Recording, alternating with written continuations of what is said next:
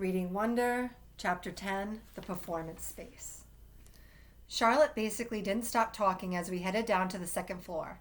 She was describing the play they had put on last year, which was Oliver. She played Oliver even though she's a girl. As she said this, she pushed open the double doors to a huge auditorium. At the other end of the room was a stage. Charlotte started skipping toward the stage. Julian ran after her and then turned around halfway down the aisle. "Come on," he said loudly, waving for me to follow him, which I did. "There were like hundreds of people in the audience that night," said Charlotte, and it took me a second to realize she was still talking about Oliver. I was so nervous. I had so many lines and I had all these songs to sing. It was so hard.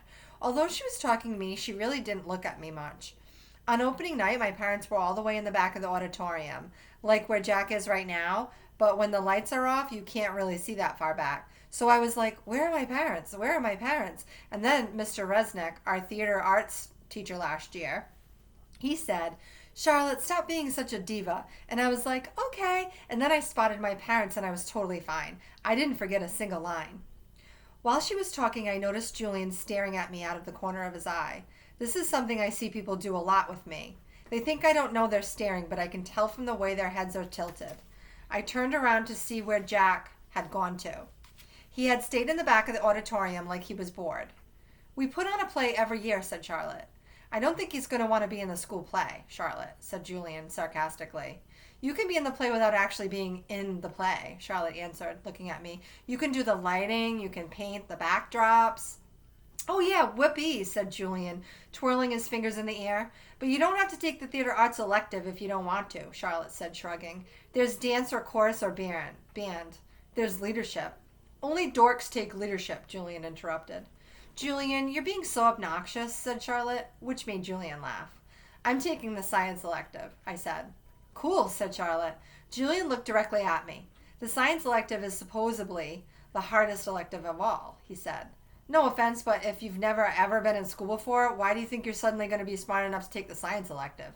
I mean, have you ever even studied the science before? Like real science, not like the kind you do in kits." "Yeah," I nodded. "He was homeschooled, Julian," said Charlotte. "So teachers came to his house?" asked Julian, looking puzzled. "No, his mother taught him," answered Charlotte. "Is she a teacher?" Julian said. "Is your mother a teacher?" Charlotte asked me. "No," I said. "So she's not a real teacher," said Julian, as if that proved his point. "That's what I mean. How can someone who's not a real teacher actually teach science?"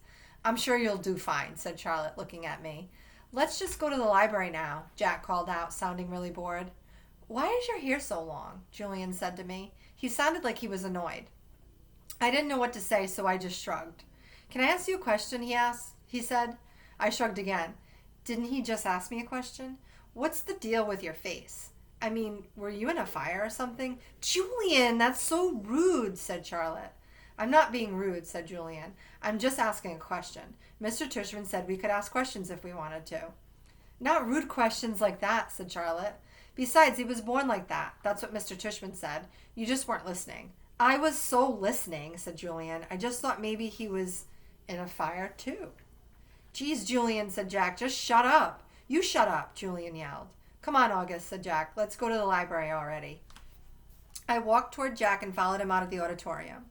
He held the double doors open for me, and as I passed by, he looked at me right in the face, kind of daring me to look back at him, which I did. Then I actually smiled. I don't know. Sometimes when I have the feeling like I'm almost crying, it can turn into an almost laughing feeling. And that must have been the feeling I was having then, because I smiled, almost like I was going to giggle. The thing is, because of the way my face is, people who don't know me very well don't always get that I'm smiling. My mouth doesn't go up at the corners the way other people's mouths do. It just goes straight across my face. But somehow Jack Will got that I had smiled at him, and he smiled back. "Julian's a jerk," he whispered before Julian and Charlotte reached us. "But dude, you're gonna have to talk." He said this seriously, like he was trying to help me. I nodded as Julian and Charlotte caught up to us. We were all quiet for a second, all of us just kind of nodding, looking at the floor. Then I looked up at Julian. "The word supposedly, by the way," I said. "What are you talking about?" "You said supposedly before," I said. "I did not." "Yeah, you did," Charlotte nodded. "You said the science elective is supposedly really hard. I heard you." I absolutely did not, he insisted. Whatever, said Jack. Let's just go. Yeah, let's just go, agreed Charlotte, following Jack down the stairs to the next floor. I started to follow her, but Julian cut right in front of me, which actually made me stumble backwards. Oops, sorry about that, said Julian. But I could tell from the way he looked at me that he wasn't really sorry at all. Chapter 11, The Deal. Mom and Mr. Tushman were talking when we got back to the office.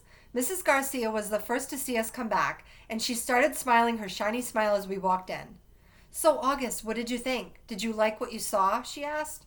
Yeah, I nodded, looking over at Mom. Jack, Julian, and Charlotte were standing by the door, not sure where to go or if they were still needed. I wondered what else they'd been told about me before they met me. Did you see the baby chick? Mom asked me. As I shook my head, Julian said, Are you talking about the baby chicks in science? Those get donated to a farm at the end of every school year. Oh, said Mom, disappointed. But they hatch new ones every year in science, Julian added, so August will be able to see them again in the spring. Oh, good, said Mom, eyeing me. They were so cute, August. I wish she wouldn't talk to me like I was a baby in front of other people. So, August, said Mr. Tushman, did these guys show you around enough, or do you want to see more? I realize I forgot to ask them to show you the gym. We did anyway, Mr. Tushman, said Julian. Excellent, said Mr. Tushman.